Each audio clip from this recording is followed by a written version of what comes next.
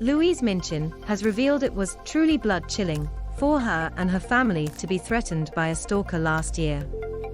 The former BBC breakfast presenter said she was speaking out about the experience to help other victims cope. "The reason I am choosing to do so is to send a clear message to anyone who has been a victim of similar abuse that they are not alone, they are not powerless, and those trolls who send violent, threatening messages can be identified, can be caught and can be sent to prison," she told the Daily Telegraph. In December, ex-soldier Carl Davies, 44, was sentenced to 2 years and 8 months in prison for the harassment of Minchin and her family. Davies sent threats to Minchin's and her teenage daughter Mia's social media accounts in July 2020. The messages included graphic threats and information that showed Davies knew where the family lived and had visited the location. "I am so careful about my personal life.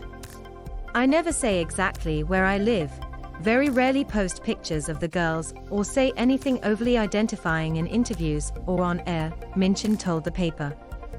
"Suddenly, here was this stranger who knew things you could never have got from just Googling me.